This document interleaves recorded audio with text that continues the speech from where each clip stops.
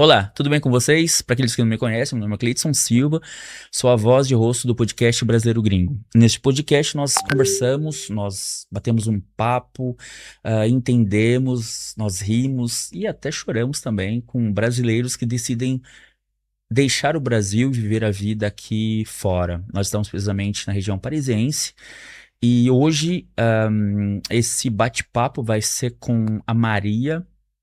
A Maria, que é do Sul, tá bom? Vamos deixar isso bem claro para vocês, que depois vocês vão entender um pouquinho mais da história dela.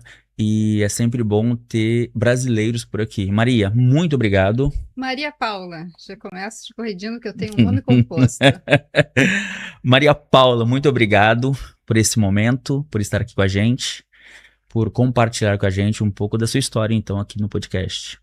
É um prazer, faz tempo que eu gostaria de vir aqui, esse convite já foi feito antes. Parabéns pela tua iniciativa. Obrigado. Maria Paula, nome composto. Ô Maria, posso continuar no Maria Sim, eu tô agora? brincando com você. Tá bom. Ô Maria, fala pra gente. Eu já falei que você é do Rio, eu falei que você é do Sul, mas assim, até onde eu sei, você vem do Rio de Janeiro pra cá. Vamos começar assim do início, assim. Então, você é do Sul, o que que você fazia no Brasil quando você estava no Sul e por que Rio de Janeiro? Vamos começar por ele. Vamos entender um pouquinho essa gaúcha, então. A Maria Paula já tem esse nome composto porque é o nome das minhas duas avós. Eu nasci em Cachoeira do Sul, no Rio Grande do Sul, onde eu vivi até os 18 anos, e aí eu fui fazer faculdade em Porto Alegre, capital do Rio Grande do Sul. Lá eu me formei em jornalismo e comecei a trabalhar na RBS TV, que é afiliada da TV Globo, sempre sonhando em um dia me mudar para o Rio de Janeiro e ser jornalista da Globo. Eu não tinha nenhum jornalista na família, eu não tinha ninguém que pudesse abrir portas, então eu tive que correr muito atrás. E eu ia fazer férias, eu ia cobrir férias no Rio de Janeiro nas minhas férias da RBS TV. Então eu passei muitos anos sem tirar férias, porque no período de férias eu estava fazendo reportagem no Rio. E isso sucessivamente até que um dia surgiu uma vaga de repórter no Rio de Janeiro. E eu me mudei com 20 anos, então eu cheguei no Rio e eu trabalhei na TV Globo de 2000 a 2014. Eu fiz todos os noticiários, Bom Dia Rio, RJTV, Jornal Hoje, Jornal da Globo. Eu fiz uma carreira bastante longeva na TV Globo, assim, realização de um sonho. Mas eu sempre quis ser correspondente internacional, isso era uma coisa que eu tinha na minha cabeça desde os 15 anos de idade. Eu sei que hoje em dia não é muito comum que os jovens saibam o que querem fazer da Uhum. vida, e isso para mim sempre foi uma evidência. Eu sonhava em correr o mundo, eu assistia a Glória Maria viajando pelo Fantástico, e eu sabia que era aquilo que eu queria para minha vida, eu queria fazer parte daquele circo da televisão, e eu corri muito atrás, Cleidson, e algumas portas se abriram, felizmente, eu aproveitei as oportunidades, e a televisão sempre foi, assim, a minha paixão, ou melhor, o jornalismo sempre foi a minha paixão, porque eu comecei na rádio, eu comecei fazendo FM Cultura, depois eu passei para TVE, depois para RBS e depois para TV Globo. E o que eu gosto mesmo é gente. Eu gosto de ouvir pessoas, eu gosto de estar no teu lugar, eu gosto de fazer entrevistas. Eu me sinto até um pouco insegura aqui do lado da entrevistada, mas eu sou uma pessoa que gosto de comunicação. Eu tenho 2 livros publicados, eu sempre fiz uma carreira acadêmica junto com a minha carreira na televisão, eu tenho 2 mestrados em comunicação, um na PUC do Rio de Janeiro, e depois eu fui para Nova York em 2012, porque eu fui escolhida para fazer parte da turma do centenário da escola de Joseph Pulitzer, que para quem é jornalista é o nome mais importante, né, da nossa carreira. E eu consegui uma bolsa para estudar jornalismo político, e esse curso forma basicamente correspondentes estrangeiros. Então, o New York Times, o The Guardian, o Washington Post mandam os seus repórteres para esse curso, do qual eu tive a sorte, eu falo, de ter sido escolhida para participar, e de lá eu sempre sonhei em ter uma carreira internacional. Então, eu acho que eu vir para Paris, eu estou trabalhando aqui já há 8 anos, faz parte de toda essa história daquela menina lá do Rio Grande do Sul que sonhava um dia ser correspondente estrangeira, e isso acabou acontecendo, felizmente. Que legal. Eu ouço muitas histórias, assim, sabe, da galera que tinha sonho. E hoje a pessoa se vê dentro do sonho, assim. Então, eu acho que é bem o seu caso, né, meu? Que deve ser uma realização muito, muito incrível. Você falou que você foi para os Estados Unidos, que ano que é? 2012. E como. Deixa eu tentar entender também.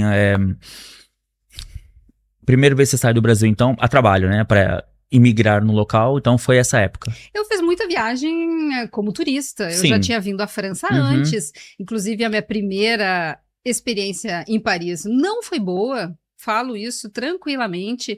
Como turista, eu acho que, embora a cidade seja linda, eu tive uma experiência que deixou a desejar.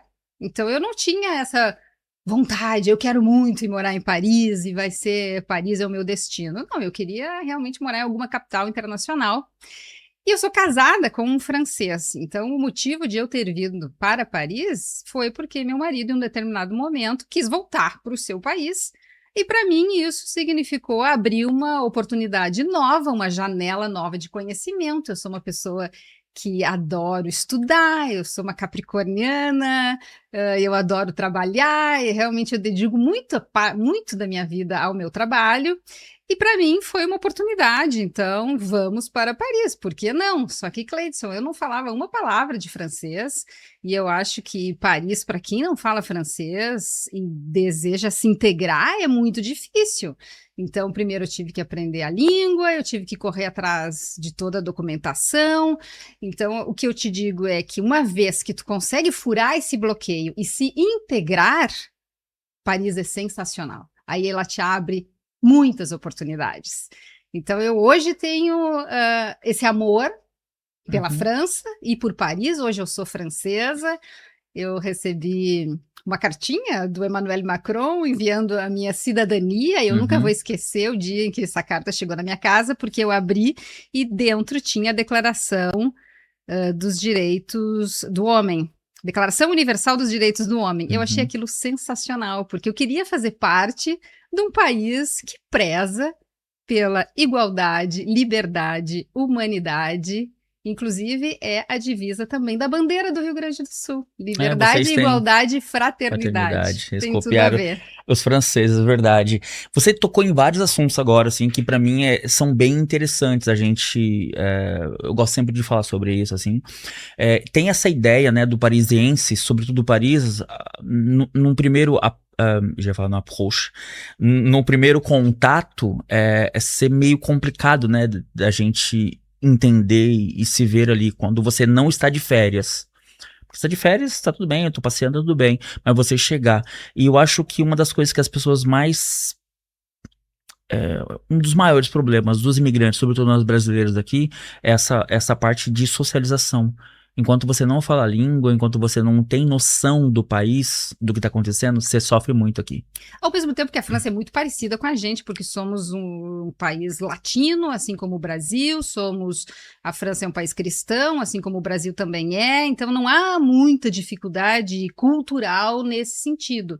Mas a língua realmente é um impeditivo, e aqui tem uma maneira de fazer as coisas. Os franceses, eles prezam pela manutenção da cultura deles. Então, tem uma maneira de comer, tem uma maneira de falar, tem uma maneira de agir, e é bom que você siga isso se você quer ter os códigos É, para entrar na sociedade francesa. A sociedade francesa ela tem diferentes níveis, né? Você pode falar francês, mas você não vai acessar as histórias com duplo sentido, você não vai entender os personagens sobre os quais eles estão falando. Então, acho que exige muito estudo e muita dedicação, e principalmente estar aberto a aprender. Eu aprendo todos os dias. Eu cheguei aqui sem falar francês, hoje eu falo francês, eu trabalho em francês, então é uma prova viva de que todo mundo consegue, porque eu estudei francês em Porto Alegre, eu já tinha uma ideiazinha de que eu queria ser correspondente, então eu estudei espanhol, inglês, francês, eu comecei já a trabalhar, a estudar línguas, eu adoro comunicação, eu sempre fui muito bem em língua portuguesa. eu não sou bem em física, em matemática, agora tu me dá uma prova de gramática para corrigir de português, eu vou ir super bem. Então, eu fui seguindo aquilo com a qual eu tinha facilidade, e eu tenho facilidade com línguas. Por isso que muita gente me diz hoje, nossa, mas você aprendeu francês ao chegar aqui? Muita gente acha que eu já falava francês antes. E eu digo que não, e ao mesmo tempo tem aquela coisa da autossabotagem. Eu nunca acho que eu falo francês bem o suficiente. Então eu recebo muitos elogios de franceses que me dão incentivo. Do tipo, não, você está indo bem, eu já fui à televisão aqui falar, comentar sobre política do Brasil, então assim, aos poucos eu vou conquistando o meu espaço numa outra língua, porque eu aprendi que jornalismo é igual em qualquer lugar do mundo, então a minha profissão me dá uma ferramenta de atuar não importa onde, isso me dá uma paz tremenda, eu sei fazer reportagem, eu sei fazer entrevista, não importa a língua, e não importa em que língua eu vou escrever, mas eu sei fazer a matéria. Quando eu entendi isso, eu realmente me lancei, né, nessa jornada de correspondente internacional. Hoje eu trabalho para a Rádio França Internacional, que é um serviço muito antigo, que às vezes as pessoas não conhecem, mas que existe há 40 anos em Paris.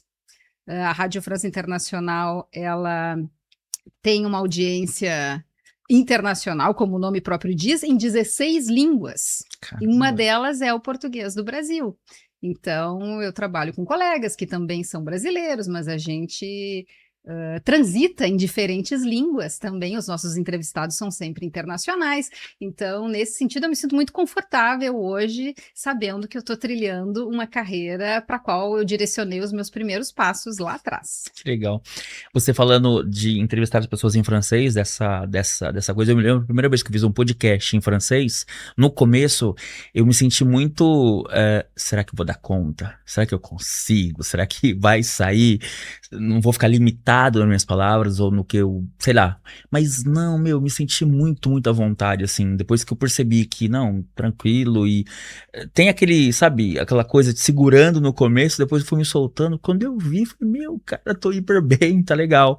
Eu acho que você falou a ideia da sabotagem própria, né, eu acho que ela é muito normal em quase todos nós, assim, quase todas as pessoas que eu conheço. Esses dias eu conversei com o André, o advogado Fernandes, e a gente falando que ele foi também numa televisão, e ele falou assim, cara, você não tem noção, eu tava muito, assim, um pouquinho, sabe, com certo temor, mas depois eu fui indo, quando eu vi que tava todo mundo me entendendo, e eles gostam. Tem uma coisa muito legal, ô Maria, que eu olho pros franceses, eu admiro muito na maioria deles, assim, se eles percebem que você é esforçado para com a língua deles, as portas se abrem muito facilmente para você. E se eles veem que você, por exemplo, eu ouço muito elogio também, sabe, pelo francês que eu falo, então as pessoas olham para mim e falam, cara, você nunca foi na escola aqui? Não.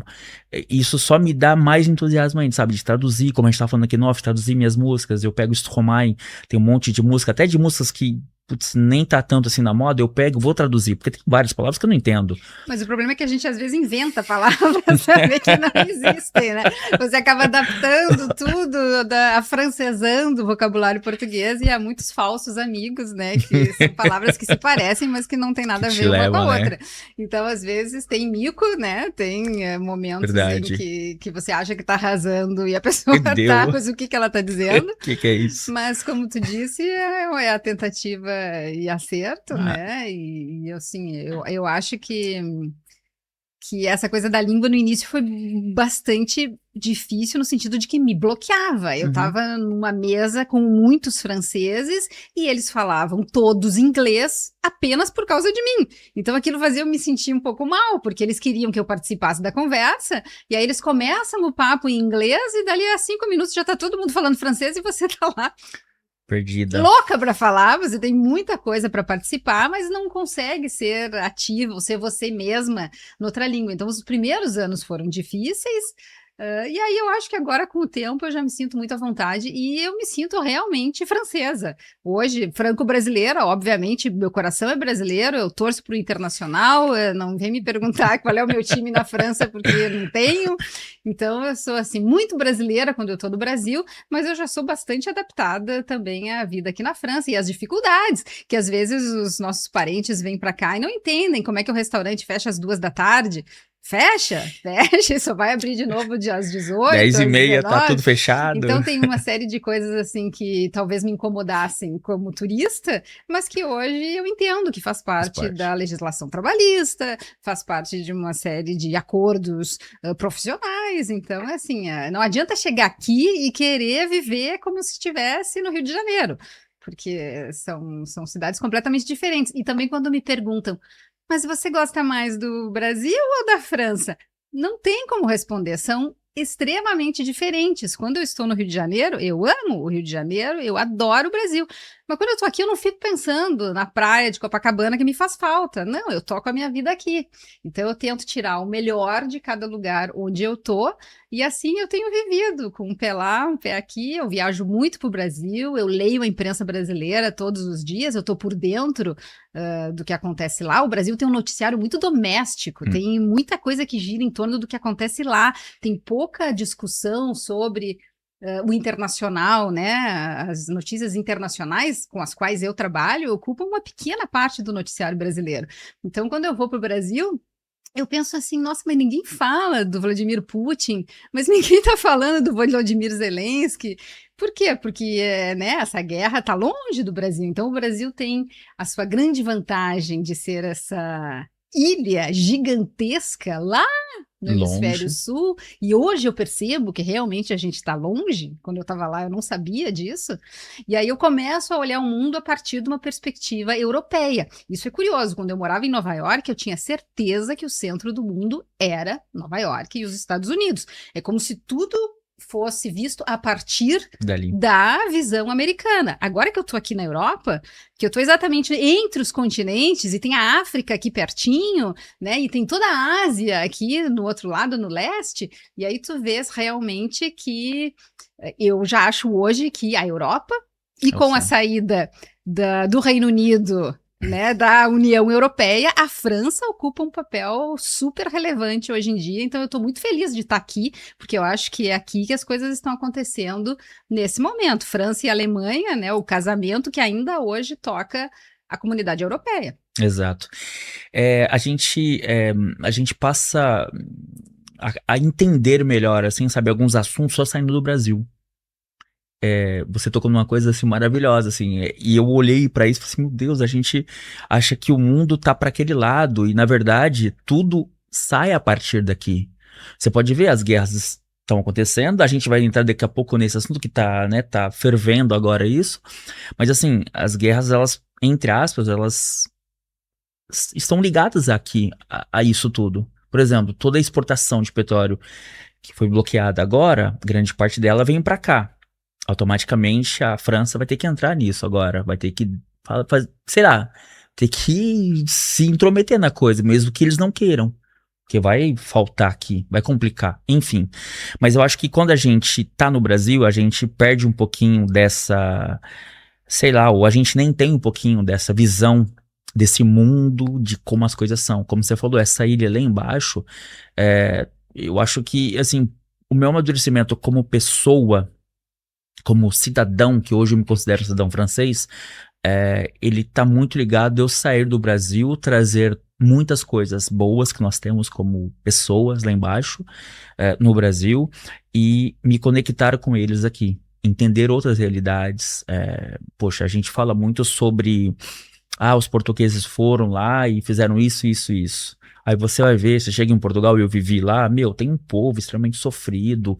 Aí você vem aqui, tem um francês que não sabe falar francês direito, porque a gente tem uma outra percepção deles, do mundo lá fora. E aí, quando eu chego, que eu vou me adaptando, que eu vou entrando nesses mundos, que eu vou entendendo um pouquinho, você tem sabe, te nasce uma nova ideia. Tem outras coisas. O brasileiro é um dos povos mais amáveis, bacanas, inteligentes e criativos do mundo, entende? Eu não quero deixar aqui parecer que eu abandonei o meu país, não. E eu fico muito orgulhosa quando as pessoas dizem aqui na França o quanto vocês brasileiros são incríveis. E é isso que é importante que também os brasileiros saibam. Embora as relações entre os dois países, Brasil e França, têm 200 anos de relações bilaterais, elas variam conforme a pessoa que está lá no Palácio do Planalto. Dependendo de quem é o presidente do Brasil, essas relações são mais próximas. ou mais afastadas. A gente Depende teve dos um políticos momento dos de países. afastamento, agora a gente está num momento de maior convergência. Mas nunca o francês deixa de amar o Brasil. É isso que eu acho que é importante que as pessoas saibam, que o Brasil, aqui na França, ainda significa um ideal de um país que tem tudo para dar certo, o país do futuro, como foi dito pelo Stefan Zweig, um alemão lá há muito tempo atrás já, ainda existe no imaginário de muitos europeus.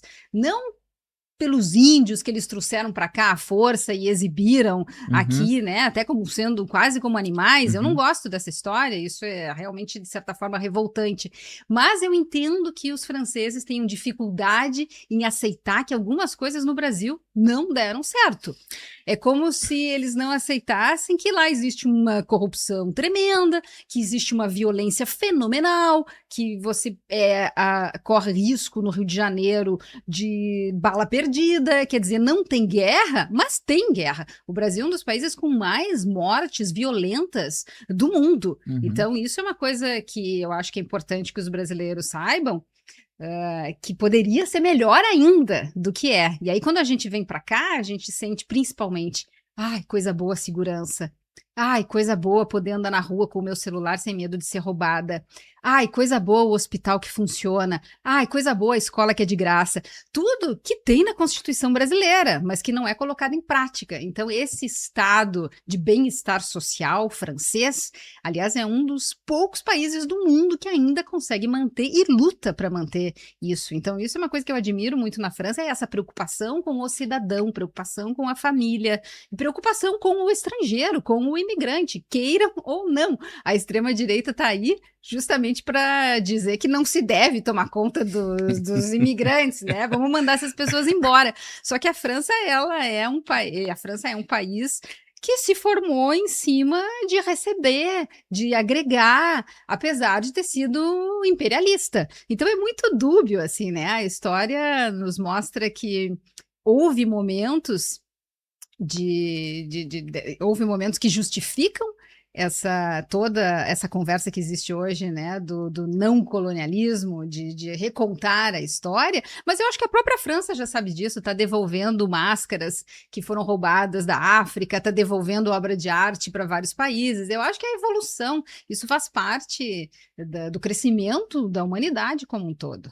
Eu fui convidado no ano passado para uma palestra em Paris-Saclay, na universidade que tem lá, e tinha alguns professores brasileiros do Distrito Federal. E eu comecei a falar com eles, e assim, para mim é muito importante o que você falou, muito importante, porque quase todos os franceses que eu conheço, que têm alguma cultura, que têm algum conhecimento, quando eu falo que eu sou do Brasil, tem um espanto, assim, com elogio. Cara, você é brasileiro, nosso seu país, e vocês assim, olha como vocês são, sabe, essa simpatia que você tem, isso é próprio de vocês são alegres, indiferente do que esteja acontecendo, e aí a pessoa até toca, eu sei lá no Brasil pode parecer difícil, mas nossa, é maravilhoso só de ver vocês. E aí eu fui nesse local, nessa palestra, e falei um pouquinho para os professores brasileiros como os franceses nos veem aqui. E como nós somos. Porque, poxa, você falou agora coisas maravilhosas que 90% da população brasileira não sabe sobre eles. De como nós somos. E assim, é real mesmo, é difícil. Você sabe, a gente já falou sobre isso. Até você Somos fala... sorridentes. Uma vez me disseram aqui que eu sorria demais. Eu já fiz isso. E eu fiquei mais séria depois que eu tô aqui. Eu acho que essa coisa de ficar...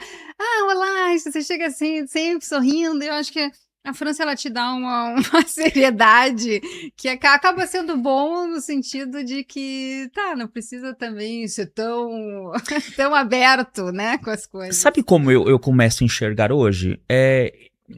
Tem algumas coisas que a gente vai... Eu, por exemplo, mesmo, eu tenho sido moldado. Isso aqui não tá aqui à toa, tá? Isso representa a mim, assim, em todos os sentidos da minha vida. E tem uma coisa muito interessante que eu vou te contar uma coisinha assim bem boba, isso reflete muito do que você tá falando agora, de como a gente vai se transformando, isso é melhor, melhorando isso. Não é que era ruim você só chegar sempre rindo, mas a gente vai vendo eles E eu achei aquilo incrível. Eu lembro que uma vez eu fui estacionar um carro, quer dizer, uma pessoa foi estacionar um carro no nosso trabalho, e ele não conseguia, porque o espaço era certinho. Eu falei, não, cabe aí sim, eu consigo colocar. Eu desci e fui, voltei e tal, não sei o quê, peguei o risco, que eu poderia ter riscado o carro, estacionei lá. Aí a pessoa falou assim pra mim, olha, ótimo, você estacionou, mas você arriscou. Você poderia ter riscado o carro. Não era necessário. A não ser Uhum, que não desce. uhum, Aí uhum. eu falei, não, mas eu coloquei aqui dentro. É, mas só arrisca quem petisca, Não, mas né? beleza. O tempo foi passando e agora eu fui de férias pro Brasil. Eu fui estacionar meu carro, meu irmão tava com o carro atrás dele, e eu falei, não, acho que não dá. Claro que dá. Falei, não, cara, mas eu vou pegar o risco, eu vou arriscar de riscar o carro. Uhum. Sabe, nessa hora eu entendi essa mentalidade. Eu trouxe um pouquinho disso. Mas aí eu vou te dizer que os franceses são os reis das seguradoras e não é à toa. Eu digo muito que pro meu marido em casa, ele vai assistir isso e vai dizer, eu falei, você tinha que trabalhar numa seguradora, porque você pensa muitas vezes em tudo do pior que pode acontecer, para nos proteger e para que estejamos preparados, mas Uhum. eu já sou muito mais da energia É das brasileira. palavras e de ficar pensando no pior, se isso não vai atrair o pior. Então eu tenho essa ressalva com Não, mas relação a ser tão precavido i- quanto os franceses são. isso é nosso. Isso é nosso, é da gente. É tanto que quem que dá jeitinho em tudo? Não levando pro lado pejorativo ou ruim da palavra, mas quem que consegue muitas vezes quase tudo? A gente. A gente. Eu não queria entrar nesse assunto assim, mas eu acho que tá tudo ligado à nossa dificuldade. Meu, os meus exemplos, assim, aquilo que eu vivo aqui é do tipo assim, mas como você consegue fazer isso? Como o tio vai fazer, né? E aí eu olho pra eles, cara, vocês nunca tiveram um carro velho na vida de vocês? Não, nunca teve, nunca A foi necessário. gambiarra, você nunca precisou de uma É isso. gambiarra. Só que assim, poxa, agora você eleva um pouquinho o nível, sai da gambiarra, vamos tentar fazer alguma coisa. Não, peraí, não tá dando aqui aquela máquina, não tem problema. A gente não grava. Deu um problema na máquina, eles não vão gravar. Não, peraí, tenta colocar outro cabo. A gente tem isso. E eles não têm isso. E isso é um leque enorme para várias coisas na nossa vida. Eu tenho certeza que você lembrar aí alguma coisa aconteceu lá com vocês, onde você trabalha, que você fala, não, dá pra fazer assim, vamos fazer, dá pra fazer dessa maneira. Eu acho que os brasileiros, eles usam a criatividade como uma ferramenta importante e não são paralisados pela dificuldade. Uhum, Então, isso eu vejo só como uma vantagem dos brasileiros.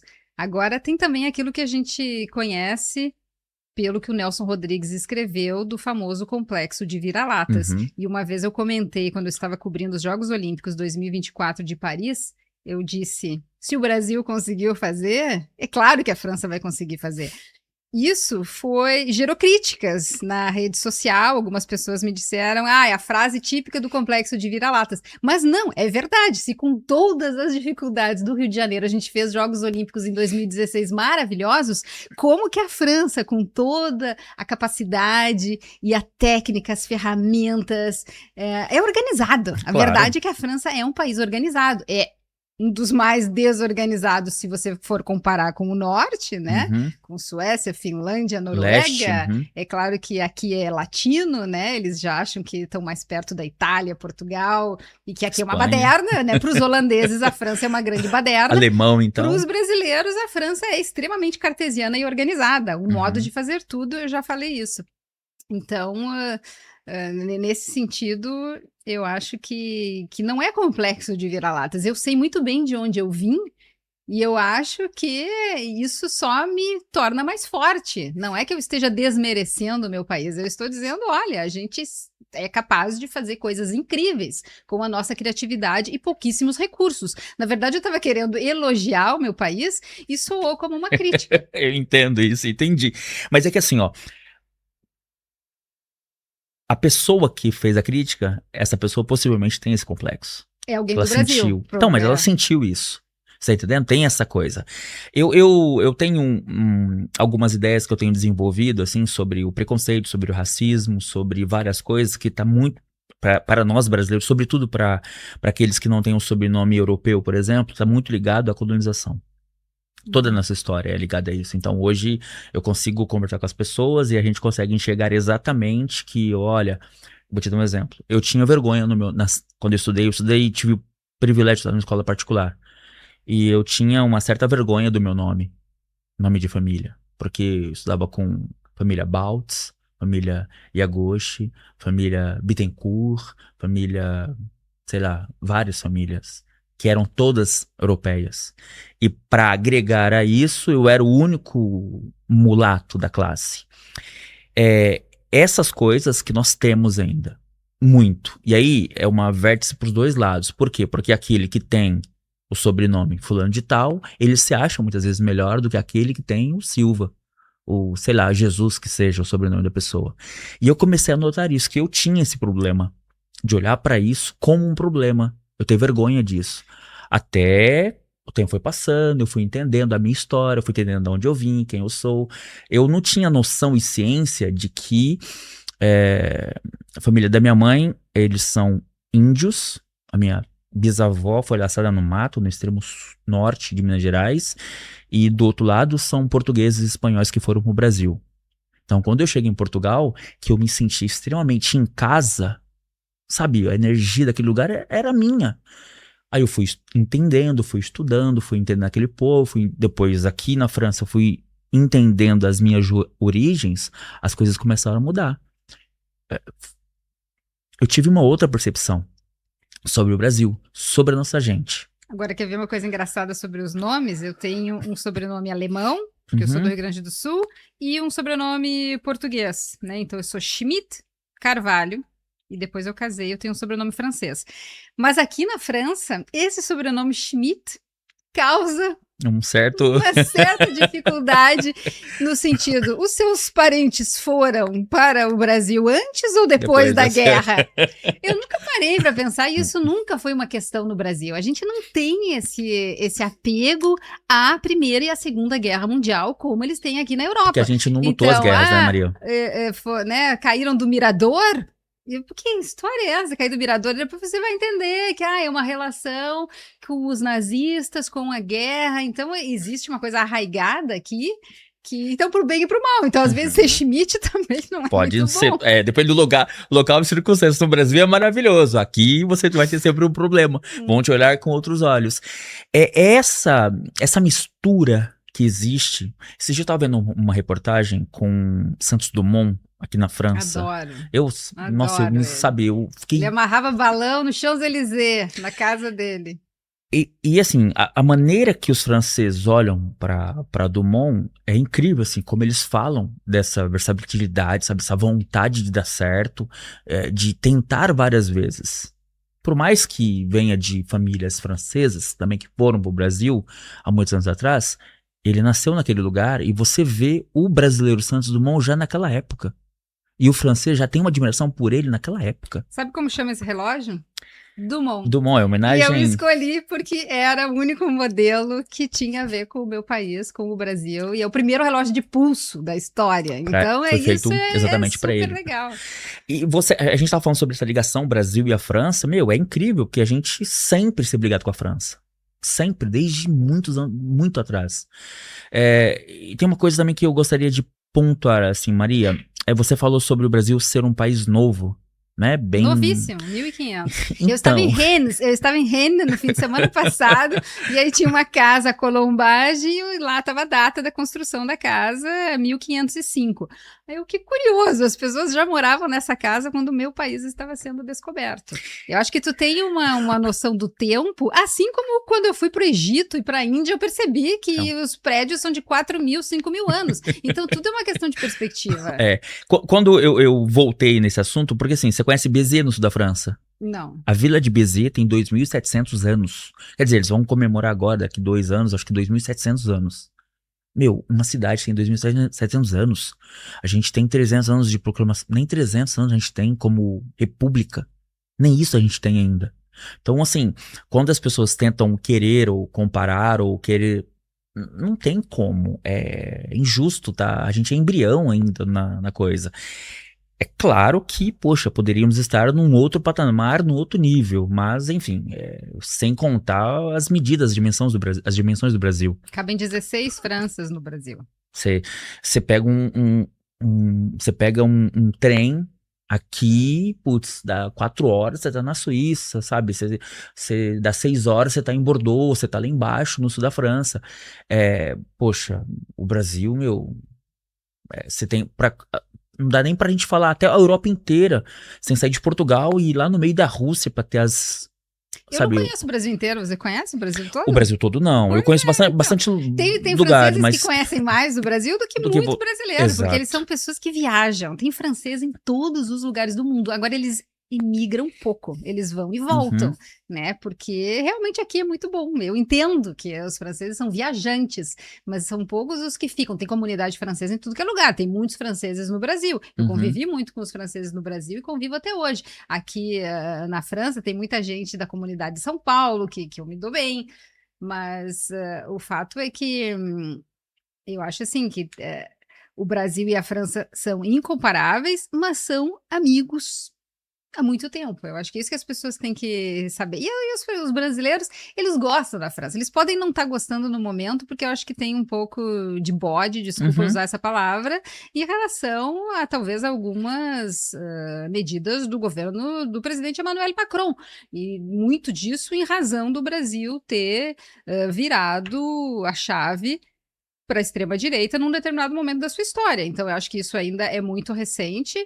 E aí tem essa tendência de achar que a França é um país 100% socialista. Não, a França é um país bem conservador, a direita é muito forte aqui, e talvez nas próximas eleições a gente veja isso se consolidando. Vamos ver se vai acontecer. Mas, basicamente, eu me considero aí como uma pessoa de centro que consigo identificar as boas práticas e políticas, tanto da esquerda quanto Tanto da da direita. direita. E isso aqui é viável. Nesse momento, a política francesa está um pouco paralisada. Eles não estão conseguindo fazer esse debate, esse diálogo como a gente está tendo aqui agora. Eu acho que é meio que universal, sabe? Isso você vê nos Estados Unidos também, eles já não conseguem mais, sabe, olhar para os dois lados. Eu também não consigo entender, ou eu gostaria de entender ou conhecer alguém que gostaria de governar para os dois lados.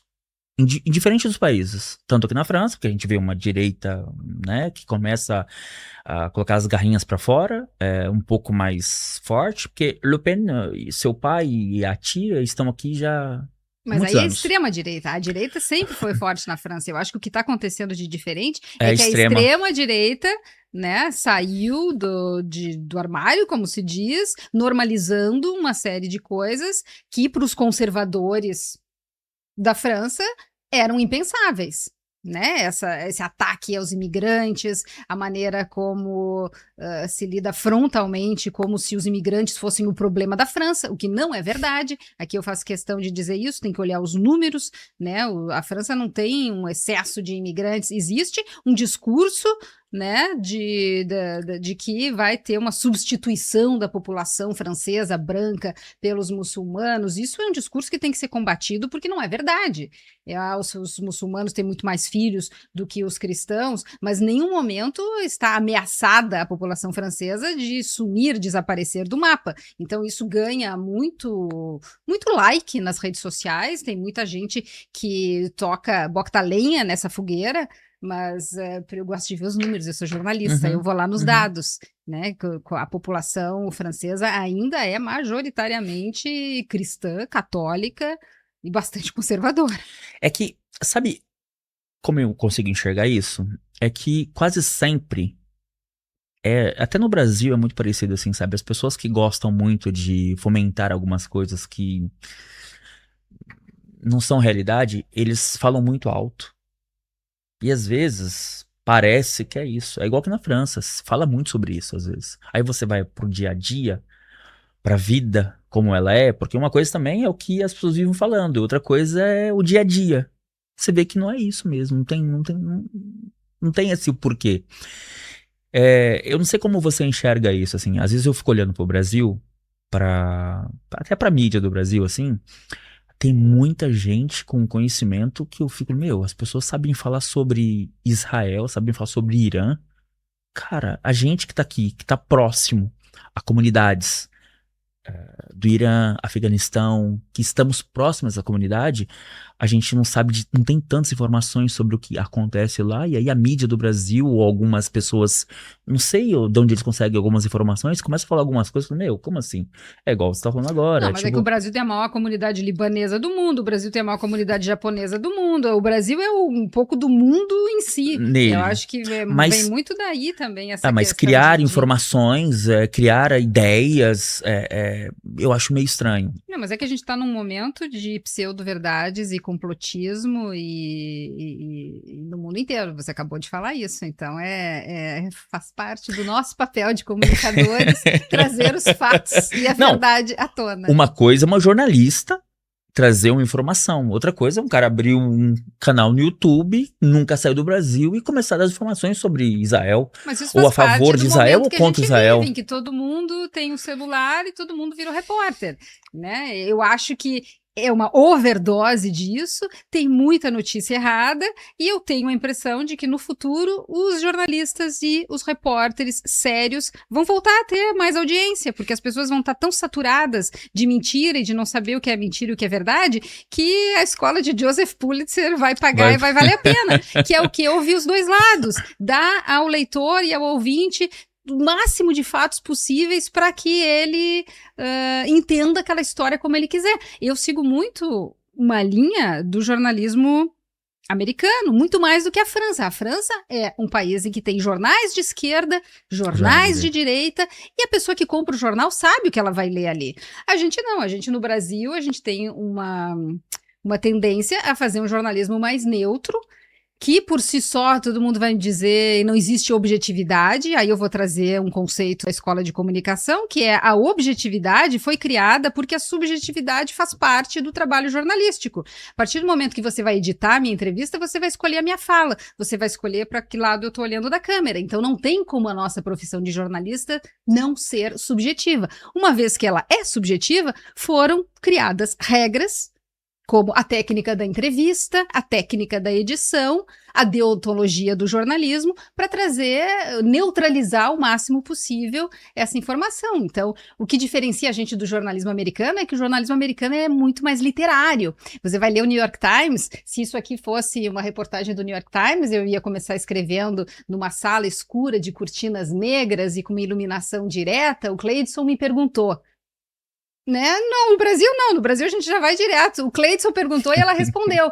Não cabe esse nariz de cera, que no jornalismo americano é bonito porque é storytelling.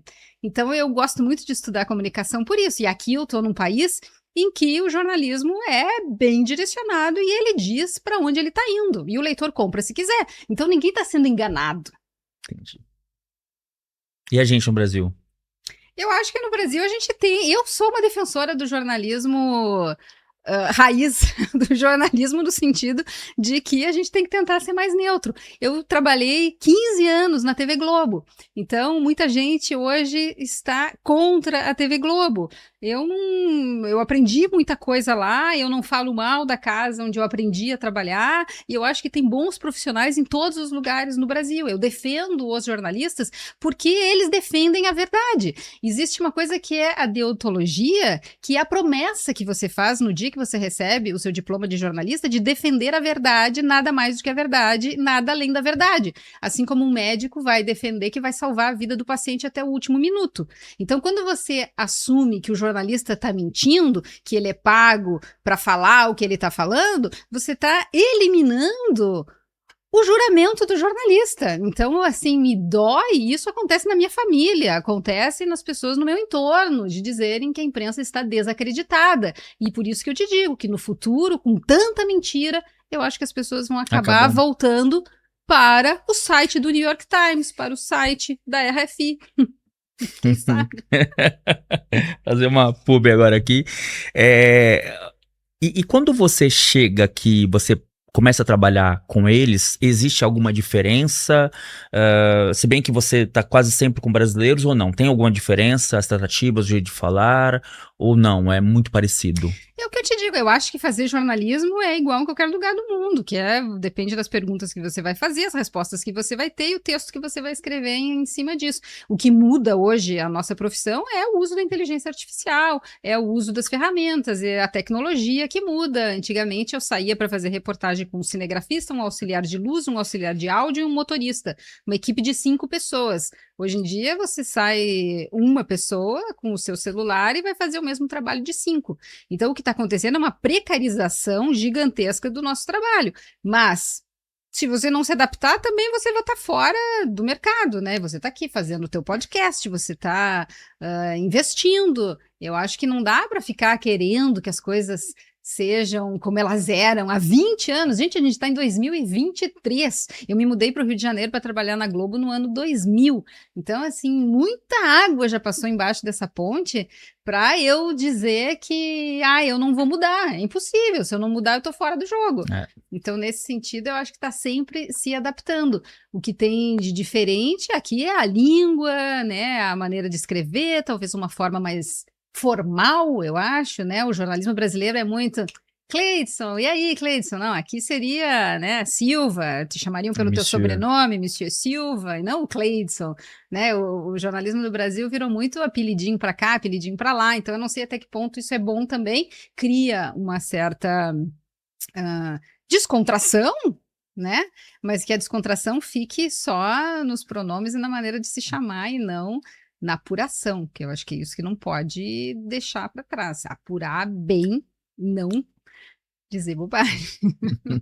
Tem algumas coisas que eu fico olhando para nós, por exemplo, para o nosso estado, né, no geral, as tratativas, por exemplo, que os nossos políticos, eles fazem para com os outros. E aqui na França eu já olhei algumas reportagens e tal, até TV Senado daqui, entre aspas, né, que não tem, mas quando tem alguma coisa, existe um respeito ainda para com o próximo. Mesmo que um ou outro se exceda um pouquinho. Mas tem um certo limite ali disso. E eu acho que isso tá ligado ao que você falou agora. A gente meio que, sabe, sei lá, estica muito a nossa corda das coisas, assim.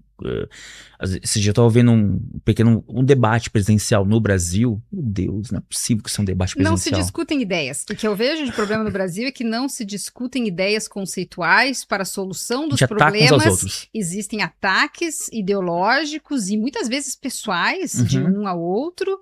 E não realmente discussão, né? Como vamos melhorar as escolas, como vamos diminuir o desemprego, como vamos nos tornar um país mais competitivo, com mais ganho de produção, que é isso que colocaria o Brasil para cima. Eu escrevi um livro que foi fruto da minha tese de mestrado em Colômbia, que foi lançado em 2018, que chama Brasil, a Reconstrução, em que eu dou uma lista de possíveis caminhos para o Brasil sair dos seus problemas na esfera econômica, política e social.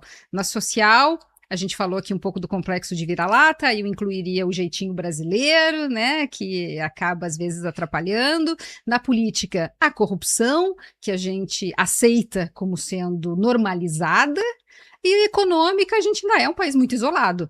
Então, essas 3 coisas aqui, eu não vejo mudança gradual e efetiva com relação a isso. E há quantos anos já faz que eu lancei esse livro e não vejo os problemas sendo resolvidos. Pior do que isso, vejo as pessoas que são pegas em casos de corrupção se reelegendo, se recandidatando e continuando na política. Aqui na França, um político que é pego dando um envelope parlamentar para a esposa que não trabalhava, ele some do mapa. Ninguém ouve falar em Fillon mais.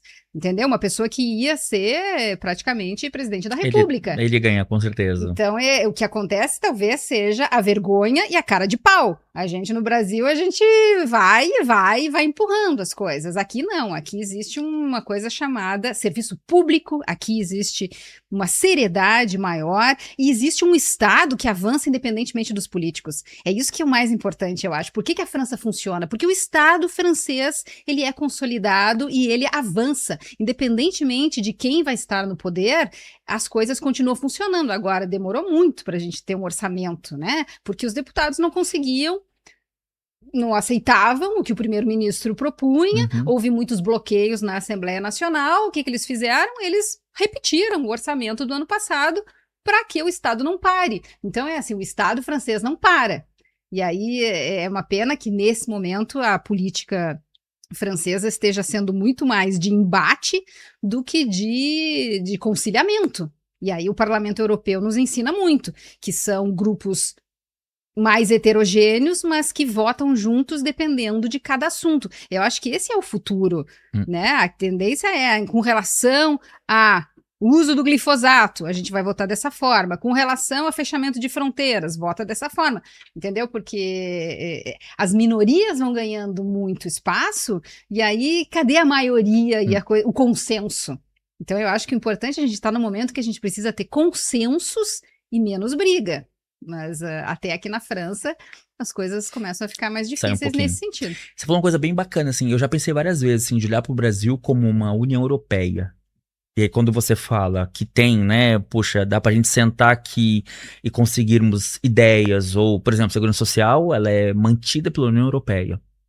Você já pegou seu cartãozinho, você vai ver que esse é um projeto da União Europeia, aqui na França. Então, assim, eu olho às vezes pro Brasil e falei, eu acho que caberia alguma coisa do tipo para com os estados no Brasil. Não é para separar, virar um país, mas assim, a ideia é boa. O Brasil é uma federação, né? É diferente. O que acontece é uma república federativa com todos os estados que têm as suas constituições, mas tem um poder central que decide e que manda no Brasil inteiro. A gente fala português de norte a sul, né? O que nos dá essa unidade. Esse foi um dos assuntos do meu primeiro livro, foi como que a língua ajuda a consolidar a identidade nacional. E no caso eu falava sobre a televisão. Mas a Europa, nesse momento, ela passa por dificuldades, porque ela foi criada com o objetivo de garantir livre comércio, garantir fornecimento de matéria-prima essencial. No início era principalmente com relação à energia, gás, carvão, petróleo, né? E ela não existe uma identidade europeia. O italiano não se sente europeu, ele se sente italiano, o francês se sente francês. Então eu acho que está em risco nesse momento, essa unidade europeia, no sentido de que ela tem que avançar para o político, para o social. Só que, com outros estados querendo entrar, né? Tem Moldávia, Ucrânia, tem uma série de outros países que estão querendo entrar numa sociedade que já não está muito bem das pernas, então será que devemos aceitar outros membros ou devemos nos fechar nesses 27 e resolver os nossos problemas internos? Mas, por outro lado, eu vejo uma oportunidade nesse momento em que temos o bloco dos Estados Unidos, o bloco da China, o bloco da Rússia e a Europa, que precisa realmente estar junta para fazer frente a esses outros gigantes do mundo. Então, não vejo, por exemplo, a França sozinha tocando um projeto como esse. E aí é aí que a gente vai ver os próximos anos o que vai acontecer. Se a Europa vai se fortificar ou se discursos populistas, como a gente vê na Itália, como a gente vê o Viktor Orbán na Hungria, se isso vai minar essa ideia de usar o dinheiro do rico para ajudar o pobre. É isso que as pessoas não entendem. A Europa é a única instituição no mundo que tira dinheiro do rico para o pobre. Porque ela tira. A França, ela dá muito mais do que ela recebe. A Alemanha dá muito mais do que ela recebe. Então, é uma maneira de melhorar as condições de vida dos países pobres, tirando dinheiro dos países ricos. A ideia é muito bonita e muito eficaz. Então, eu prezo e rezo para que ela se mantenha de pé. Porque eu acho que a única maneira de desenvolver comunidades mais pobres é com a ajuda dos países desenvolvidos. E é nesse sentido que eu falei para você que eu consigo enxergar o Brasil com essa ideia de pegar, por exemplo, a ajuda de São Paulo e te enviar lá para cima, para, sei lá, para um estado, sei lá, o Sergipe. Vou te dar um exemplo, nem sei se eles, qual que é a situação, mas assim, a gente vê todo o Nordeste do Brasil, como funciona. Eu estive agora recentemente em Tocantins, é outro mundo, é outras coisas, parece que você tá fora, parece que não é São Paulo. Mas para isso, Cleidson, tu tem que ter uma coisa chamada civismo, pensamento coletivo, perequação. Por exemplo, aqui na França tem trem para qualquer biboca, para qualquer lugar pequeno em que quase não tem passageiro, mas tem trem. Vai chegar lá. Por quê? Porque as regiões mais ricas pensaram que era importante e valia a pena levar o trem até aquele cantinho lá. Então, é uma questão de as pessoas também estarem preparadas e dispostas a ajudar os outros. Muitas vezes o Rio Grande do Sul disse que carregava o Nordeste nas costas, né? Tentou ser independente. Então depende muito da visão e de como você enxerga o todo. Eu acho que a gente está num momento da humanidade muito particular e muito precioso, ao mesmo tempo que perigoso. Porque como que a gente vai olhar para o próximo? Como próximo ou como inimigo? Então eu adoro E o o próximo que eu que tá bem muito faço. próximo, né? Eu adoro o que eu faço porque eu tô ali como é que diz, de camarote assistindo as coisas acontecendo. Só olhando. Falando em camarote, a gente tá vivendo uma guerra, né? Quer dizer, duas. Várias. Várias, na verdade. O Vai, vamos. Sudão tá em guerra há anos. Ontem mesmo eu participei de um. Enfim, tava conversando com algumas pessoas e a pessoa, nossa, o mundo tá meio complicado, não sei o que, não sei o que. Você vê como que o mundo mudou. E aí eu gosto muito de lembrar as pessoas que existem guerras. Puxa, a gente tem guerra, por exemplo, na África, tem guerra que acontece há 20 anos. Ela continua há 10 anos. É que a gente não se fala muito sobre isso. Os países do mundo árabe, eles brigam entre eles há quanto tempo? Hoje, com a facilidade da informação, todo mundo pega o telefone e tem 1 milhão de informação, aí parece que as pessoas estão vendo a dificuldade Não, que, é a guerra ao vivo. né, e ali é toda hora, a pessoa, ontem mesmo estava vendo um vídeo, a pessoa tava no hotel em Dubai com o telefone dela, fazendo uma live, não sei pra quê, daqui a pouco começou a tremer tudo e ela teve que descer e sei lá pra onde ela foi, enfim. Então assim, eu acho que nós temos muitas informações, e é como você falou, e aí existem todos os tipos de informação, a pessoa que não tem condição nenhuma de dar uma informação e tá passando essa informação, e vai fazendo com que as pessoas acreditem que não, o mundo ele tá horrível, ele tá complicado. Sim, eu acho que ele só tá continuando o que ele quase sempre foi. A diferença hoje é que nós temos muita informação, tá tudo muito fácil, eu consigo entender tudo, enxergar tudo, quer dizer, entender nem sempre, mas eu consigo ouvir tudo. E aí parece que é um mundo difícil. Então, pra gente entrar, guerra, estamos falando sobre guerra, você é uma repórter, você ouve muitas coisas. A gente tá na França, Emmanuel Macron ontem ou antes de ontem anunciou que a França vai, enfim, pegou o lugar dele, né, que querendo ou não, com a Alemanha e um pouco a Inglaterra são os países principais da União.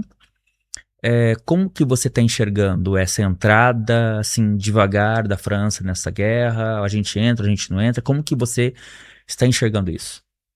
O que o Emmanuel Macron fez foi mudar a regra de dissuasão nuclear, no sentido em que ela permite aos parceiros europeus, alguns países que ele citou, de terem mais participação na maneira como a França vai responder. Agora, quem decide se vai apertar o botão da bomba ou não é apenas o presidente francês. Então, isso não mudou. O que muda é o fato de que pode haver manobra de fronteira conjunta, pode ter manobra em relação à imigração conjunta, no caso do uso de tropas, por exemplo, na Ucrânia, em caso de um cessar-fogo, provavelmente vai ser são tropas europeias. E se a França e os países europeus têm condições de fazer esse papel também, porque durante muitos anos elas estiveram debaixo do guarda-chuva dos Estados Unidos e da OTAN. O que aconteceu é que os Estados Unidos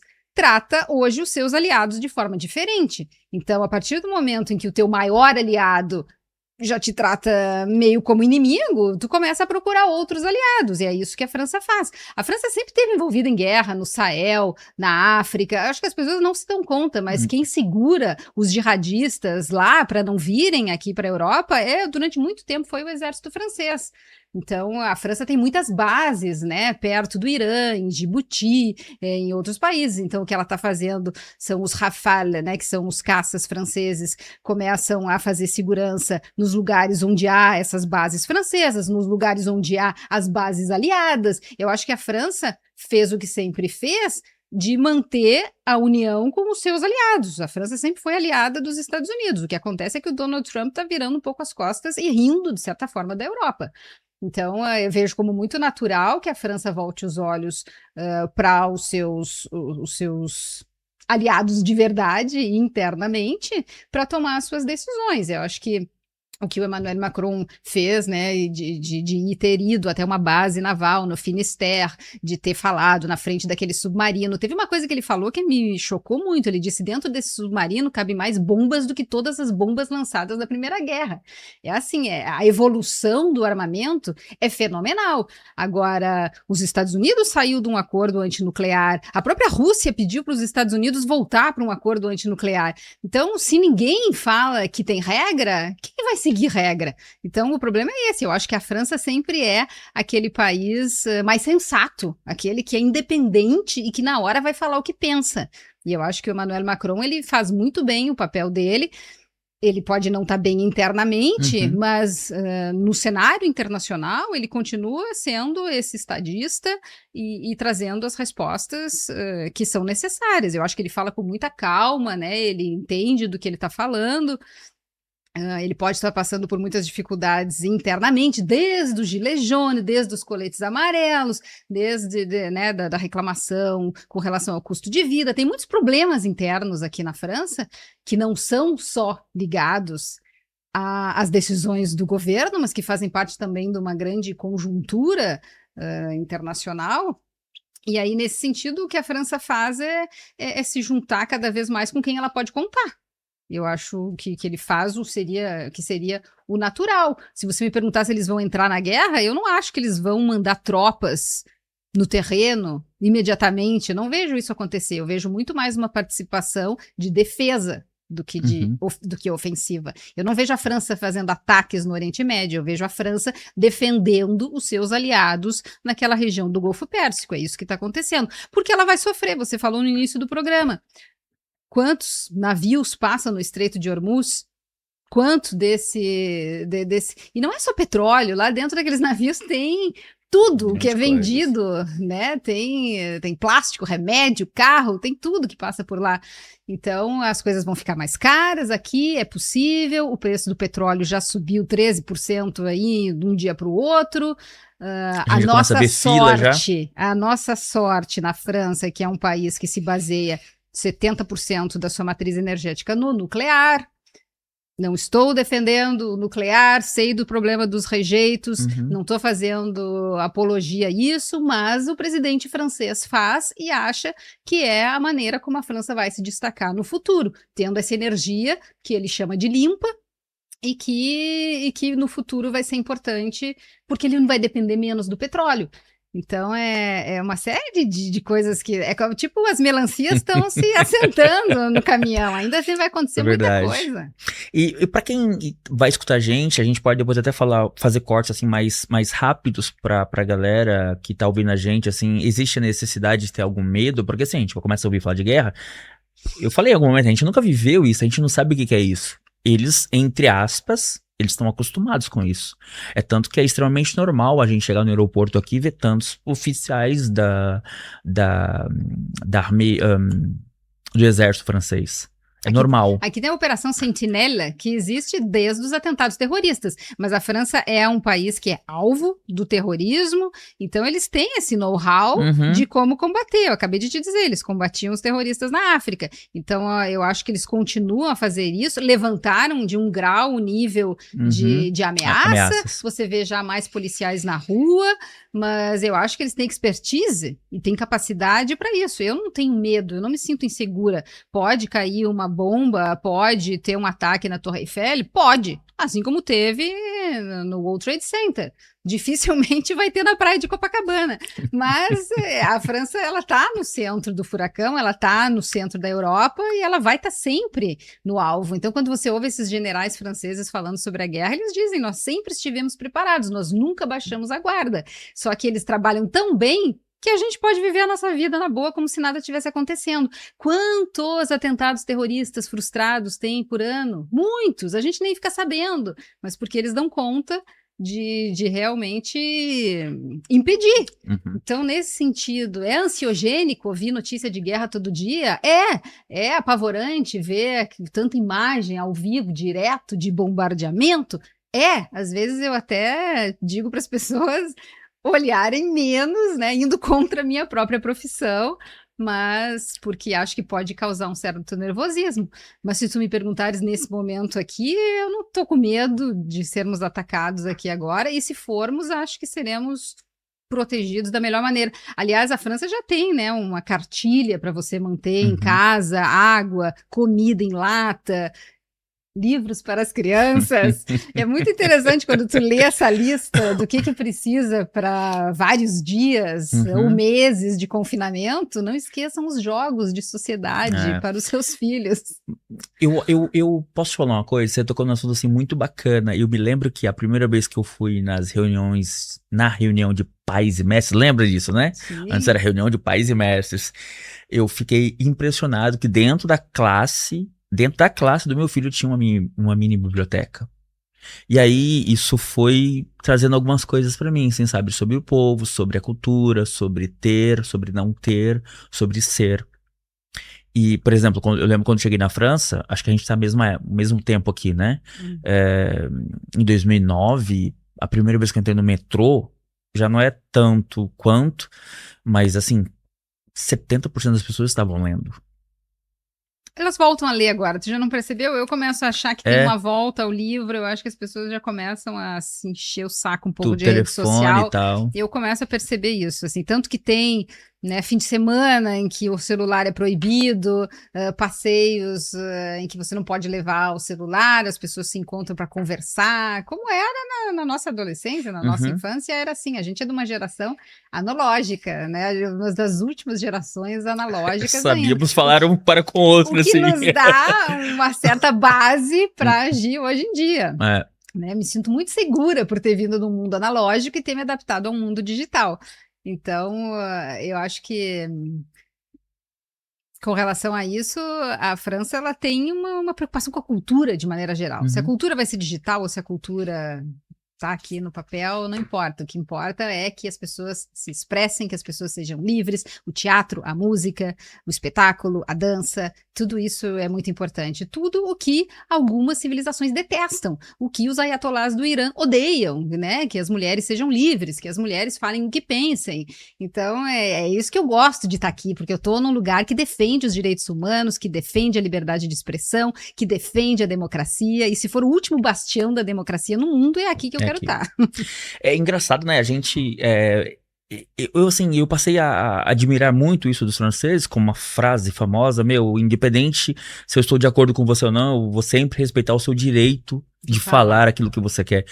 Quando eu entendi essa frase, eu falei, meu Deus, assim, como assim? Isso é tão simples e é tão bonito.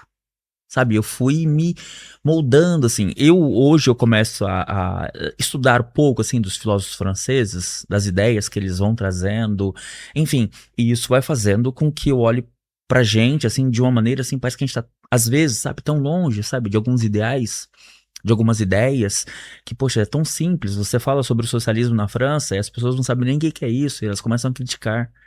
E aí você vem aqui, você olha que todo mundo tem, pelo menos tem um, sabe, digno direito de ter, putz, tem uma coisa no mercado que chama arroz que custa 80 centavos o saquinho. E a gente sai de um país que, putz, a gente poderia ter tudo isso também de uma maneira muito mais fácil, a gente não tem. Aí a relação do custo de vida, né? O que custa 80 centavos no salário de 2.000 euros, você pode comprar bastante arroz, né? No Brasil, o arroz pesa muito dentro do salário mínimo. No arroz, a comida pesa muito. Eu vou para o Rio de Janeiro, eu falo para os meus pais, eu falei, tá uma fortuna.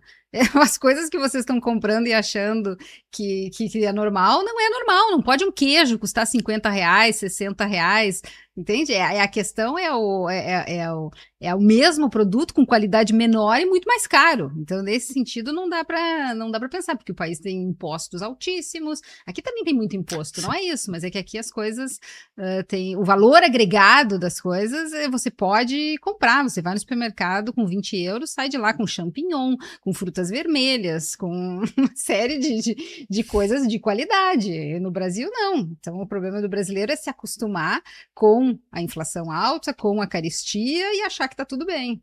Nós estamos num país revolucionário, certo? Sempre foi Sim, assim. sim, aqui. E nós viemos de um país passivo, extremamente. Pelo menos eu vejo isso, assim. É muito diferente pra você. essa passividade, a gente aceitar, tipo, meu, a gasolina é R$ 6, paga aí, ponto. O brasileiro não gosta de comprar briga. O brasileiro não gosta de se indispor. O brasileiro não acha que argumentar vai trazer Benefícios. e valor para a conversa. Por exemplo, você vai no cinema com alguém no Brasil, né? A primeira coisa que a pessoa sai da sala vai dizer: ai, adorei isso, ai, a música era linda, ai, o ator era maravilhoso. Tu sai com alguém do cinema aqui, ele vai dizer: a história era boa, mas né, a maneira como eles apresentaram os personagens não foi bom, poderia ser melhor. É sempre o não, mas. Então eu acho que aqui tem a cultura de que a argumentação é boa, de que não concordar é bom para o diálogo. Me irrita às vezes, porque eles começam as frases com não, mas. Mas eu falei exatamente a mesma coisa, mas não da mesma Não forma como usou. você disse. Então, às vezes, isso para o brasileiro causa um desconforto, porque a gente não gosta do confrontamento. Por outro lado, foi o confrontamento que fez com que eles avançassem com reformas trabalhistas, com direitos garantidos que estão na Constituição, e a gente não confrontando e não querendo briga, não conquista muito. Então, é de cada um pensar aí se vale a pena. Eu acho que por algumas questões políticas, vale a pena brigar, vale a pena colocar aquilo no papel, né? A gente tem aqui 2 dias de home office instituído na convenção patronal, entendeu? Não é, eles não vão nos tirar daqui a pouco, não, agora vai todo mundo voltar para a redação. Não, Aqui. aquilo está escrito, aquilo virou lei. Aquilo depois da pandemia viu-se que era eficiente para o trabalhador e para a empresa. A empresa está tendo menos gasto, o trabalhador está tendo uma qualidade de vida melhor, ele não fica preso no engarrafamento, ele trabalha com mais entusiasmo, mas o limite disso é 2 dias em casa, 3 no escritório. Entendeu? Eles estudaram e perceberam que essa fórmula funciona. Uma vez funciona, aprovado pelas convenções profissionais, trabalhista, empregador, vira lei. Então, eu acho que é nesse sentido de que, às vezes, o confrontamento é para a evolução e é positivo, mas o brasileiro, às vezes, acha que está brigando. A gente leva muita coisa para o pessoal, Cleiton. Isso é uma coisa que eu aprendi aqui. Não leva para o pessoal, não tem a ver contigo. Tem a ver com o seu lugar na sociedade. E isso é um papel de cidadão e de eleitor. Não é um papel da Maria Paula ou do Cleiton. Então, isso eu aprendi também, a levar menos para o pessoal, melindrar menos com as críticas, porque a crítica vem, os franceses são críticos. Eu acho que é um dos problemas e qualidades, talvez, porque eles falam a verdade, eles falam o que eles pensam. A gente No Rio Grande do Sul, a gente fala, no Rio Grande do Sul a gente é meio direto, faca na bota, como diz. Mas vocês têm que lembrar que vocês estão muito próximos, assim, dos europeus. Tem uma proximidade muito grande, vocês guardam muitas coisas dos europeus. Sim, porque teve uma colonização fortíssima, alemã, italiana. Você vai passando isso de pais para filhos, você entende? Aí você começa a subir um pouquinho, já perdemos totalmente não é uma identidade, mas você já perdeu totalmente, você não sabe exatamente o que entre aspas, o que é. Perde essa cultura. Você tocou no assunto bem bacana. Eu me lembro que a primeira vez que eu ouvi um francês reclamar do metrô, que ele atrasou 2 minutos, eu achei aquilo... Você é doido, cara, 2 minutos. Vai passar o outro ali, o relógio tá marcando 2 minutos, vai vir um outro. E aí você falando, é nitidamente isso, assim, sabe? Até que ponto que pra eles tudo é uma reclamação. Eu fico olhando, assim, sabe? Eu gosto muito de admirar. Sim, Eu fico eles olhando, são chatos às vezes. entendi. Digamos a verdade. Tem algum francês me assistindo, adoro os franceses, mas há momentos em que eles são muito chatos. Eu falo isso dentro da minha casa. E eles o sabem também. Sem problema, eles próprios sabem, né? Vai esperar 30 minutos no hospital. 30 minutos, mas tu vai ser operado, tu vai ter o remédio de graça, tu vai ter todo o teu tratamento pagando 5 euros no final da conta. Que tem sempre uma coisinha que tem que pagar, e eu acho importante que pague, senão não dá valor também, né? Tem muita coisa aqui que é tudo de graça, é tudo muito de graça, então só reclama. E aí vai reclamar, vai no Brasil, tu vai marcar uma consulta por um problema de câncer, tu vai ter a tua consulta daqui a 4, 5 meses, morreu quando chegar no dia da consulta, não tá mais nem vivo. Então não dá, tem que relativizar nesse sentido. As coisas ainda funcionam na França. Eu olho muito a França com o olhar de brasileiro, eles me dizem isso. Mas é porque tu vem de um país, né, subdesenvolvido, que não se fala mais essa palavra, né, do sul global, seja como quiser falar, em desenvolvimentos, veio de um país em desenvolvimento. E aí, você pode realmente olhar e comparar tudo com a Suécia, a Noruega, que são países pequenos, que não dá para comparar. Quem tem 70 milhões de pessoas na França, é um país grande para a Europa. E ainda assim, tudo funciona. Então, é tudo que em relação à perspectiva, né? Você está olhando para baixo ou está olhando para cima? Depende de onde você está olhando. E você acha que isso muda com o passar do tempo?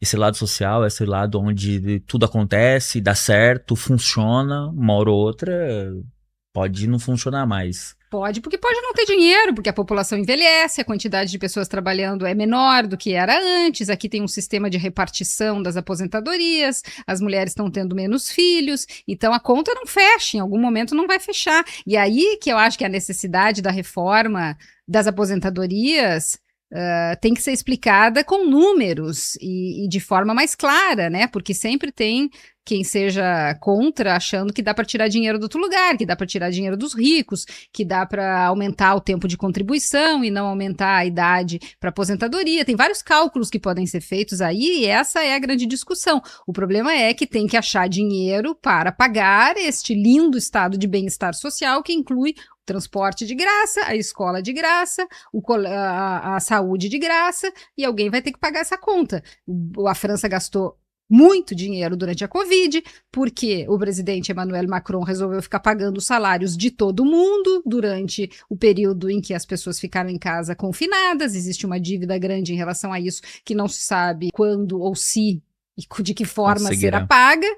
Mas existe essa preocupação de ainda manter esse estado de bem-estar social. O que me assusta aqui é o discurso populista.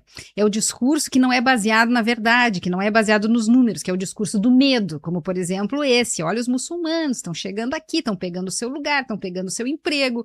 Então, e os próprios muçulmanos franceses dizem, nós somos franceses e somos integrados, tirando uma faixa dos radicais. Eu acho que é muito importante dizer que existem radicais que realmente dão trabalho e causam problema, mas não é a maioria das pessoas que vêm aqui porque normalmente estão fugindo de guerra, estão fugindo de desemprego, estão fugindo de uma situação caótica no país deles. Ninguém vem para cá para se aproveitar dos benefícios do estado de bem-estar social. As pessoas não deixam toda uma vida para trás para arriscar num outro país. Muitos se jogam de bote clandestinamente, fazendo aqui um chamado para o seu livro clandestino, se não tiver com uma dificuldade a superar.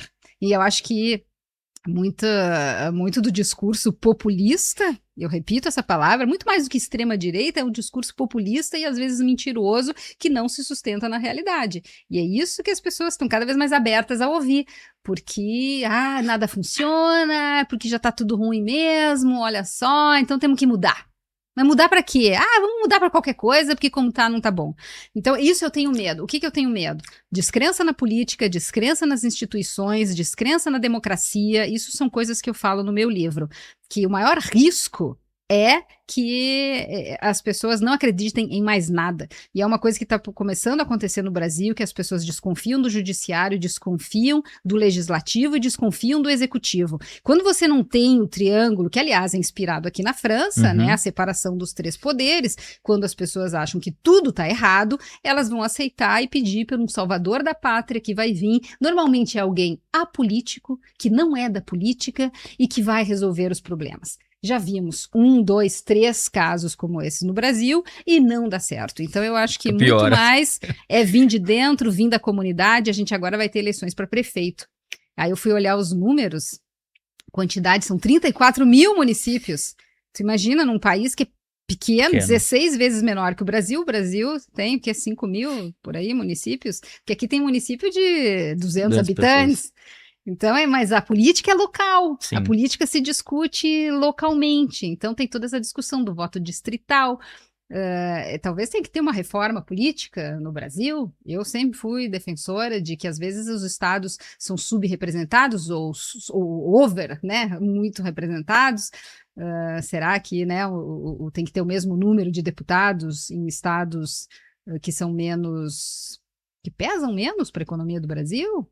Que São Paulo, por exemplo, eu não sei, tem uma reforma que tem que ser feita. Eu acho que tem que ter uma reforma política no Brasil E aqui eles não são muito abertos a reformas também. Aí a dificuldade do governo em passar a reforma da Previdência, eles querem manter todas as suas vantagens, mas por favor não muda nada. Não muda nada. Então o político que se dá bem aqui é aquele que promete não mudar nada.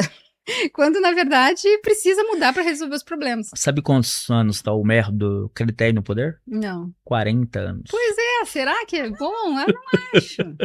Eu não acho. Eu acho que tem que ter 2 anos de reeleição e depois, né, passa para os outros. Mas também o maire aqui, o prefeito aqui, tem mais, não é uma profissão, assim, eu acho que no Brasil político é profissão. Aqui político é, depois de tu já ter alcançado um status, né, na tua profissão, tu vai te doar para a sua comunidade, tu vai te doar para a política, doar o seu tempo, doar a sua estratégia e vai ajudar um pouco a sua comunidade. Então, nesse sentido, não dá para comparar. Que no Brasil, uma vez que tu entrou na política, tu virou político para sempre. Não sai de nunca.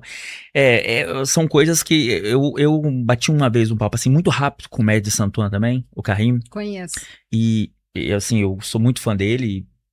Gosto muito, assim, das ideias, né, dele, que ele fala, e a gente, foi bem rapidinho, assim, eu falei pra ele, né, as diferenças que nós temos como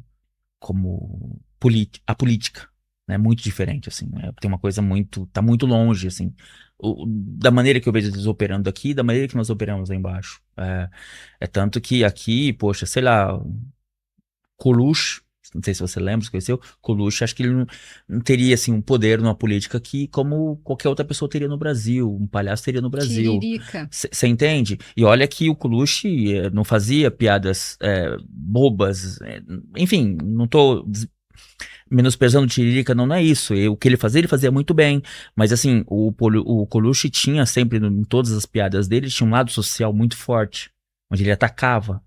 Muito, sempre atacou. Por exemplo, eu trago pra música, por exemplo, você vai ouvir uma música do Stromae, ele tem, assim, sabe, te dá umas patadas muito fortes na sociedade, nos homens, nas mulheres, no Estado. Então, assim, as pessoas, elas crescem de uma maneira diferente. Você acabou de falar que, olha, se tiver algum problema, separa aí jogos, separa aí livros. Para os seus filhos. Existe uma outra mentalidade nisso. Isso vai fazendo com que a política também seja outra. Mas o rap brasileiro também denuncia muito o problema social no Brasil. Eu acho que a música, de maneira geral, onde ela acontece, ela vem trazendo as dores, né? O rhythm and blues, o blues nos Estados Unidos surgiu justamente das comunidades negras que precisavam cantar a sua dor. E estão voltando, né? Forte agora nesse sentido, com esse estilo. Eu comecei a ouvir muita coisa agora, falei, gente, isso aqui é muito antigo ainda, era o blues antigo ainda, que era, sabe, uma guitarra, uma violona assim, uma batida muito seca.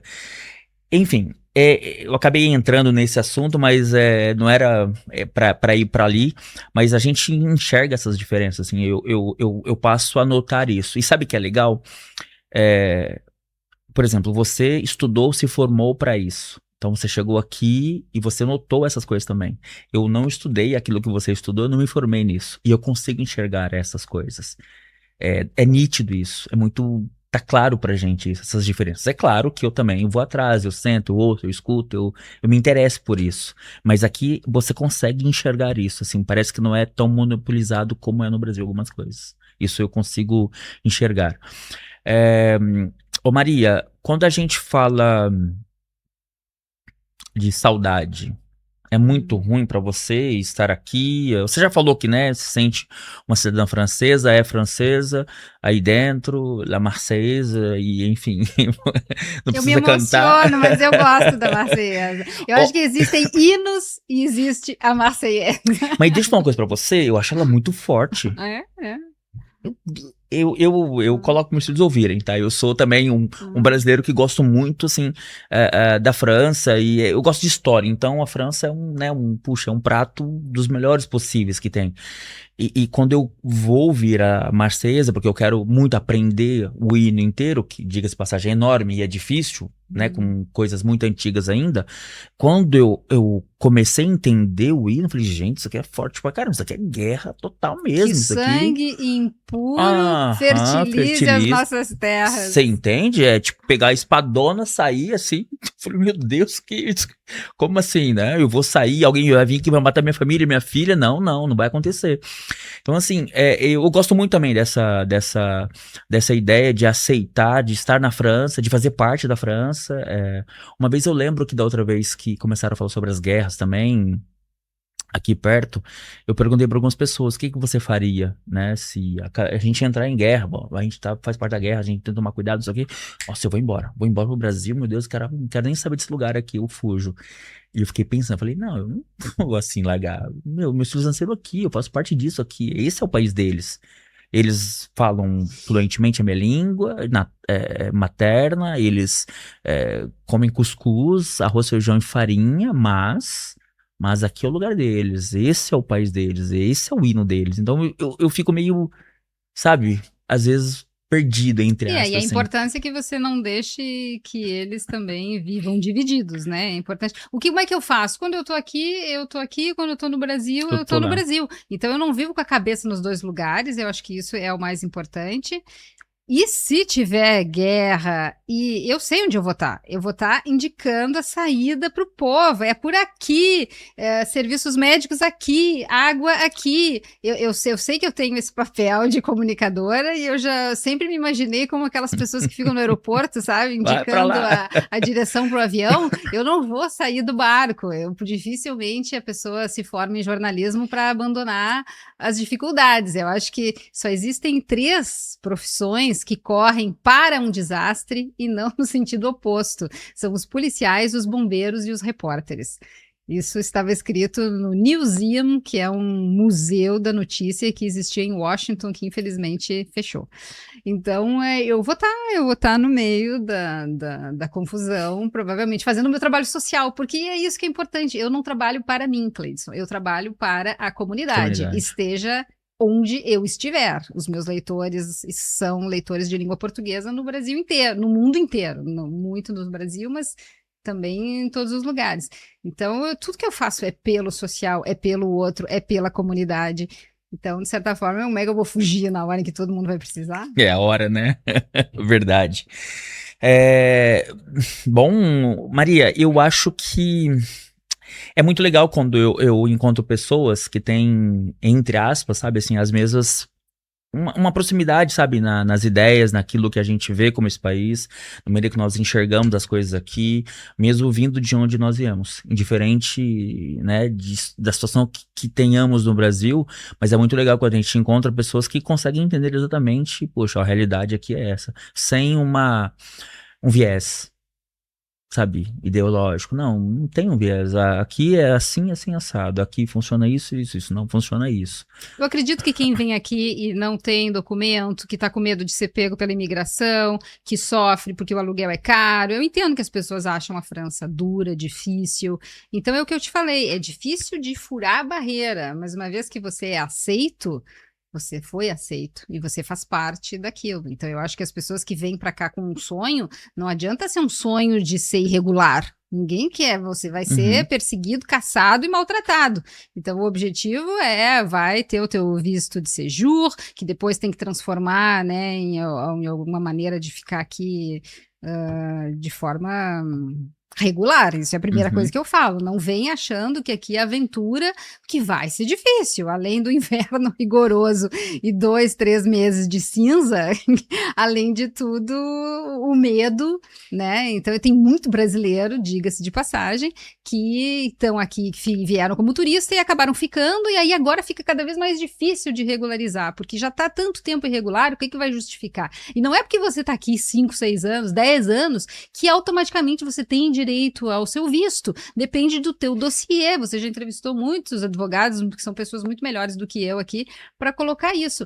Eu tenho um passaporte francês por família, entendeu? Senão eu teria que correr atrás também, como todo mundo. Seja dentro da minha profissão, eu teria que ter um empregador que dissesse, né, que me garante aqui. Enfim, tem muitas maneiras, seja através de um doutorado, tem muitas maneiras de estar na França regular. E é isso que as pessoas têm que correr atrás. Eu acho que tem que vir com um sonho organizado já, né? Um sonho que é possível de acontecer, para depois não sair daqui dizendo, ai, Deus me livre morar lá. É impossível, né? Isso é o que eu falo sempre. Existem várias histórias. Eu, por exemplo, vim sem noção nenhuma. E eu nem vim pra França direto. Eu não vim assim, sem noção nenhuma do que seria a vida aqui. Primeiro que eu só queria conhecer o mundo, eu queria ver como que era lá fora. Aqui fora, né? E lá se vão 20 anos, 21 anos. Assim, e eu consigo hoje muito claramente entender isso. Exatamente do meio que você está falando. Assim, poxa, olha, é, tem alguns pontos que é necessário a gente ter uma resiliência, é necessário a gente ter uma certa compreensão do que vai acontecer. Mas você quer? Quero. Então, bora, fura a bolha. Fura a bolha. Entra, faz parte, senão não vai ter jeito. E eu conheço muitas pessoas que estão aqui há, sei lá, 15 anos, a pessoa não socializa, a pessoa não faz parte do local, ela não conhece a França. O Manuel falou, enfim, Macron falou alguma coisa, ela nem sabe o que está acontecendo, não tem um pertencimento. E aí ela não pode voltar. Por quê? Porque às vezes tinha um sonho de vir pra cá, juntar um dinheiro, conseguir não sei o quê, nasceram os filhos nasceram aqui, não sei o quê, vira um ciclo de pessoas extremamente infelizes. Chega a ser horrível dizer isso, mas são um ciclo de pessoas infelizes, por quê? Porque não pode voltar com a mão na frente e outra atrás, como já dizia lá embaixo, o Brasil, os filhos estão aqui, às vezes casou com um europeu, enfim, não consegue voltar. Então vai ter sempre essa coisa triste. Vai olhar pro Brasil como, ai meu Deus, tá quente lá. E aí não quer voltar, porque volta, não tem como sustentar mais, que o país é outro, as coisas mudaram. Então, é por isso que eu gosto sempre, sabe, de organização, sim, para as pessoas entenderem que, poxa, é necessário você fazer parte daqui.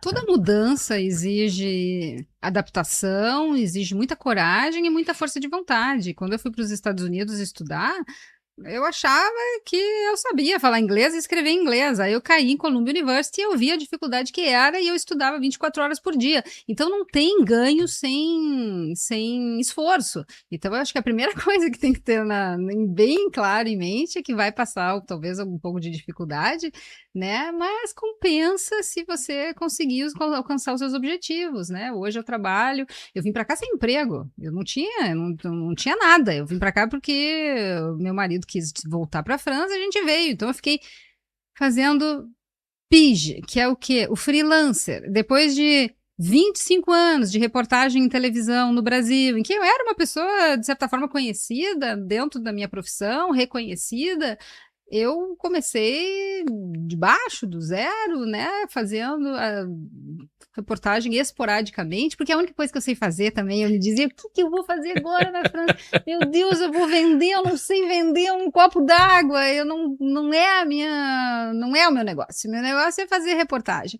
Aí vou trabalhar para o Brasil, aí você vê a dificuldade da mídia brasileira, que às vezes queria muita coisa de graça, faz um comentáriozinho aí para mim. Pô, o comentáriozinho é o meu trabalho, meu amigo. Então, sabe, hoje em dia, de certa forma, eu agradeço, porque eu trabalho numa empresa francesa, não dependo, né, desse dinheiro que viria do Brasil, se eu fosse uma correspondente de lá, porque aí eu me sinto muito mais independente também. Aliás, foi por isso que o meu serviço foi criado, para levar informação independente de qualidade para a audiência em português. E isso acontece desde quando? Desde a ditadura militar de 1964. Então, o serviço em que eu trabalho foi criado porque o Brasil tinha uma ditadura feroz e a França, como acredita em liberdade de expressão, achava que os brasileiros tinham direito de ter um noticiário independente. E aí o meu serviço foi criado, no qual eu trabalho orgulhosamente hoje. E aí a gente voltou a ter, né, ameaças à nossa democracia e a gente viu, olha, somos necessários mais do que nunca. Então, mas porque eu aceitei fazer algumas coisas que eu já poderia já ter dito, Chega. não, depois de ter sido apresentador de televisão, não vou fazer freelancer. Vou, e valeu muito a pena. Então, o que eu digo para as pessoas é não ter medo de recomeçar. Não ter medo de. Assim como eu voltei para a universidade depois de formada, eu me formei em 1996, agora eu vou contar a minha idade. Depois de trabalhar muito tempo, eu voltei em 2007 para a universidade para fazer um primeiro mestrado em comunicação social. Depois, em 2012, eu fui fazer outro mestrado em política internacional.